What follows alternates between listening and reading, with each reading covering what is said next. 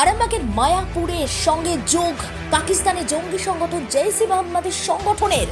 এলাকার বাসিন্দা শেখ সাইফুদ্দিন আলীর ছেলে শেখ সাবির উদ্দিন আলী এই সংগঠনের সঙ্গে যুক্ত বলে খোঁজ পেয়েছে কেন্দ্রীয় গোয়েন্দা সংস্থা এনআই। বৃহস্পতিবার ভোর রাতে এনআই এর এক প্রতিনিধি দল হঠাৎই সাবির উদ্দিনের বাড়িতে হানা দেয়। সেখানে তারা ল্যাপটপ এবং কিছু টাকা পায়। তল্লাশি চালাবার পর যে নোটিশ দেয় তাতে লেখা হয় সাবির উদ্দিন হাজিরা দেন যেন। সেই নোটিশ পেয়ে সাবির উদ্দিন তার বাবা সাইফুদ্দিন শুক্রবার সকালে কলকাতা অফিসে হাজিরা দেন। এদিকে খবর প্রকাশ্যে আসতেই রীতিমতো হইচই শুরু হয়েছে। যদিও এলাকার বাসিন্দারা বলছেন সাবির উদ্দিন বুদ্ধিমান ছেলে, আলিয়া বিশ্ববিদ্যালয়ের ছাত্র, বিএড উত্তীর্ণ ভদ্র ছেলে, ওই ধরনের কাজে সে যুক্ত থাকতে পারে না। বাড়ির অবস্থা খুব একটা ভালো নয়, অ্যাসবেস্টারের ছাউনি, মাটির বাড়ি, তাও ভেঙে গেছে। দরিদ্র পরিবার, দিন আনা দিন খাওয়া কিছু জমি আছে, তাতে যা ধান হয় তা থেকে কোনো মতে মাস চলে। মা নাসিমা বেগম কান্নায় ভেঙে পড়েছে। জানা গেছে পাকিস্তানি জঙ্গি সংগঠন জৈশ-ই মোহাম্মদের যে ভারতের বড় নেতা শেখ সুলতান সালাউদ্দিন আইবি তাকে গ্রেফতার করেছে এনআই। তাকেই জিজ্ঞাসাবাদ করে সাবির উদ্দিনের নাম পাওয়া যায়, যার বাড়ি আরামবাগ মায়াপুর ১ নম্বর পঞ্চায়েতের সানাপাড়া এলাকায়। তারা হাজিরা দিয়েছেন। প্রশ্ন উঠছে, তাহলে কি পাকিস্তান তার জঙ্গি সংগঠনের শাখা বিস্তার করছে এবার হুগলিতে? দেখতে থাকুন নিউজ বাংলাদেশা। যে একটা যোগসূত্র পাওয়া গেছে, ওই বিষয়টা কি বলবেন আমাদের? বিষয়টা বলতে ছেলেটা নিঃসন্দেহে ভালো। ছেলের কোনো আমরা তো কোনো আমাদের সঙ্গে চোখে চোখ রেখে কোনো দিন কথা বলে নাই। হ্যাঁ, ছেলেটা খুবই ভালো ছেলে। ওই যে কী থেকে কী হলো আমরা নিজেরাও কিছু বুঝতে পারিনি। পড়াশোনা কোথায় করতো? পড়াশোনা তো এখানে হরিণখোলা মাদ্রাসায় পড়েছে, তারপর আলিয়াতে শুনছি পড়ছিল। হ্যাঁ, এখনো পড়ছে না যে আমি ঠিক জানি কিছু বলা যাবে না, ওটা আমি জানি না ঠিক কিসে পড়েছে। বয়স কত?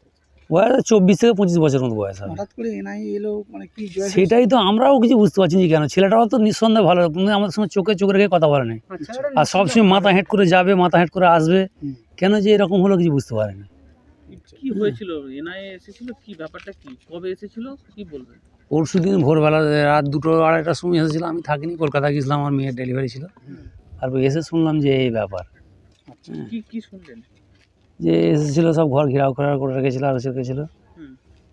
প্রচুর গাড়ি এসেছিলো বলছে। অভিযোগটা কি ছিল?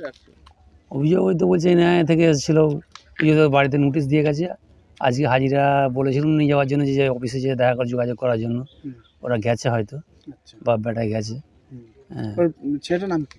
ছেলেটার নাম হচ্ছে সাবির আলী না সাবির উদ্দিন, আমার ঠিক জানা নেই। বাবার নাম সাইফুদ্দিন। ছোটবেলা থেকে কেমন ছিল ছেলেটা? ছোটোবেলা থেকেই ভালো। ছোটোবেলাতে কারোর সঙ্গে সাজচরণ মুখে আনে, কথাবার্তা বলে না, এমনি সব এমনি মানুষের সঙ্গে মিশতেও উনি ভালো। চুপচাপ নিরীহ টাইপের ছেলে। ওর একটা ভাই আছে, হচ্ছে বড়, সে প্রতিবন্ধী, সে হাঁটতে পারে না। ঘরে কে আছে তাহলে? ঘরে ওর মা আছে, মা, দাদি আছে, দাদু মারা গেছে। আচ্ছা, ওরা কি ওদের পরিবারটা জন্মসূত্রে কি এখানেই না বাইরে থেকে? না, এখানে জন্মসূত্রে এখানে। ওর দাদু কিভাবে যোগটা হলো জয়সী সেটা ঠিক বুঝতে পারছি না, কি করে কি হলো না হলো কিছু বুঝতে পারছি না। ওদের যে সবচেয়ে বড় যে নেতা আইয়ুব, আচ্ছা জিজ্ঞাসাবাদ করে নাকি এটা পেয়েছে। আচ্ছা, এই জন্য এনআইএ এখানে এসেছিল। ও আচ্ছা। ওই জিজ্ঞাসাবাদ করার পর সোর্সটা পেয়েছে ওরা। আচ্ছা। তার জন্য এরা এখানে রেড করতে এসেছিল। ও আচ্ছা। এই হচ্ছে ঘটনা। এটা কোন জায়গা দাদা? এটা মুতরাঙ্গা, হ্যাঁ, মায়াপুর সানাপাড়া। আপনার নাম? আমার নাম শেখ আমিরুল ইসলাম। কি হয় সম্পর্কে আপনার? আমাদের পাড়ারই প্রতিবেশী। ঠিক আছে। হ্যাঁ। আচ্ছা, আপনার পরিচয়? আমি রফিকুল ইসলাম মল্লিক, মায়াপুর 1 নম্বর অঞ্চলের সহসভাপতি। আচ্ছা, কালকে আপনাদের ওখানে মায়াপুরে সুজনিপাড়া গ্রামটায় এনআইএ একটা টিম ঢুকেছিল, ঠিক আছে? এ ব্যাপারে আপনি কি জানেন? দেখুন, এই ব্যাপারে জানি বলতে গেলে আমি শুনলাম সকালবেলাতেই 5টা সাড়ে 5টার দিকে যে এরকম একটা এনআইএ টিম এসেছে, যে এখানে নাকি কেউ টাকা হ্যাক করে নিয়েছে, আবার কেউ শুনছি নাকি জঙ্গির সঙ্গে কি নাকি জড়িত আছে, শোনা কথা। কিন্তু আমি এটা বলতে চাই, যদি কেউ প্রকৃত দোষী হয়, সে আইন তার বন্দোবস্ত নেবে, প্রশাসন তার দিক এনারা দেখছেন। এনআইএ টিম এসছেন, আমার রাজ্য সরকারেরও পুলিশ আছেন, আমাদের আরামবাগ থানার পুলিশ আছেন, ওনারা তদন্ত করে যেটা ভালো হবে সেটাই করবেন। এতে আমাদের কিছু বলার নাই। প্রশাসন তার সিস্টেম মেনেই সেই কাজ। আপনারা প্রশাসনকে পূর্ণ সহযোগিতা করবেন? হ্যাঁ, আমরা প্রশাসনকে পূর্ণ সহযোগিতা। থ্যাংক ঘটেছিল ঘটনা বাবু আমরা কিছু জানিনি। এবার আমরা শুয়ে পড়ার পর ওনারা রাত 2টোয় এসেছিল। ওই বলছে আমরা থানার ওসি আমরা এসেছি বাড়ি খুলুন। আমরা বলছি আমরা মেয়ে মানুষ আছি, বাড়ি খুলতে পারবো না, আপনারা থাকুন, পাড়ার মানুষ আসবে সকালবেলা আমরা বাড়ি খুলে দেবো। আমাদের বাড়িতে বেটা ছেলে নেই। বলছে না খুলতেই হবে, আমরা মহিলা এনেছি। আচ্ছা, তখন আমরা বললাম সে কিছুতেই খুলবো নি। 1 ঘন্টা 2 ঘন্টা পর বাধ্য জানলা দরজা ভাঙছে, আমাদের ভাঙা ঘর বাড়ি, কী করবো, বাধ্য খুলে দিলুন।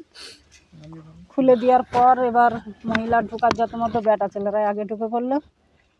ঢুকে এবার সব তন্ন করে একবারে সব বিচেনপত্র থেকে আরম্ভ করে মানে যা যাবতীয় ছিল। আমরা বলছি হাদিস বইয়ে হাত দিও না আমাদের, সেও মানে না। বলছে আমার কোরআন শরীফ আছে, আমাদের ধর্মের জিনিস, তোমরা ওইগুলো কেন হাত দিচ্ছ? শুনে না তারপর আমাদের কাজ করতে দাও বলে কাজ করছি। আমি বলছি যে কেন এসেছো, আমার ছেলে কি করেছে আপনারা বলুন অন্তত, তবে তো বোঝা যাবে কিছু। একটা আধখানা কিচ্ছু বললে না, কিচ্ছু বললে না। আমরা কিছু নিয়ে গেছে এখান থেকে? নিয়ে গেছে ফোন? না, ওই ঘরে আমরা ছিলাম, হুম, আমাদেরকে তো বেরোতে দেয়নি, ওই সব নিয়ে হচ্ছে। আর বহু মানুষ পুলিশ এসেছিল, হুম, আমার এই ঘরে টাকা পয়সা ছিল, তারা নিয়ে গেছে। হুম। আচ্ছা, যখন নিয়ে গেছে আমরা দেখিনি, ফাঁকে বেরিয়ে এসে দেখছি ব্যাগ কেন পড়ে রয়েছে। ব্যাগে তো টাকা ছিল, বড় বাস্ক ছিল, তার তলায় ছিল। ওর আব্বা অনেক দিন কাজ করেছে, ধানের যেই থেকে কাজ আরম্ভ হয়েছে সেই থেকেই করেছে। দেখি ধান বিক্রি টাকা ছিল? ধান বিক্রি টাকা ছিল।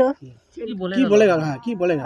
বলে গেল তোমার ছেলে ফোনেতে কি চাট করেছে কাদের সঙ্গে। হুম, এবার আমাকে বলেনি, ওটা ফাঁকে বলেছে, মানাজরা সকালবেলা বললো। আচ্ছা, ওটা আমাকে বলেনি, আমি যে এত জিজ্ঞাসা করলাম আমাকে কিছু বলেনি। হুম।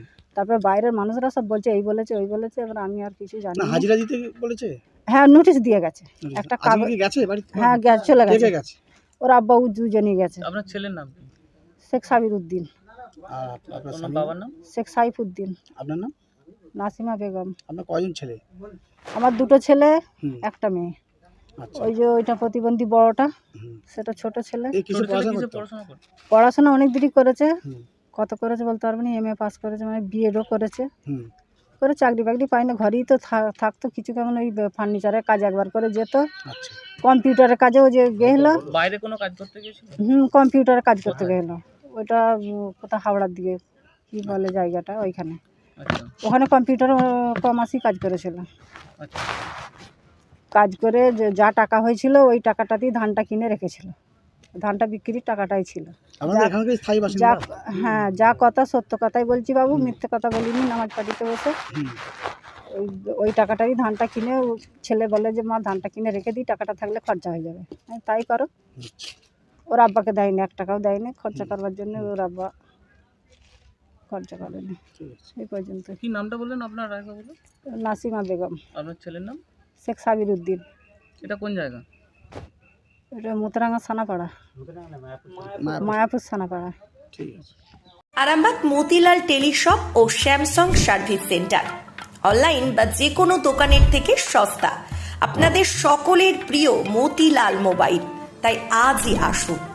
পুরানো মোবাইল সারানোর চেয়ে বেশি দামে এক্সচেঞ্জ, 0% ইন্টারেস্টে, 0 ডাউন পেমেন্ট, 0 কস্টে মোবাইল ফাইন্যান্সের সুবিধা।